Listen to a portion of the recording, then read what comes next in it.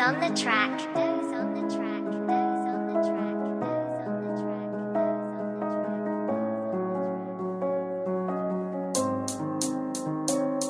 Halika't makinig at alamin kung saan nagsimula. Pangalan Jeren, isang batang tubong Cuenca nagmula. At kung bakit ako na-inspira sumulat ng tula, iyang pangarap makilala ang mga obra kong katha. Simulan natin na kwento ng istorya kung saan bata pa lang ako nakikinig na ko ng musikang Andrew E, Michael B, Legend, Francis Magalona. Sila nag-iinspira kung ba't pinasok ang industriya. Ito ay kwento kung saan nagsimula akong tumapak sa pintuan ng industriyang maraming mapanghamak. Marami ang namumutya, hindi nagpa-apekto para sa aking pangarap.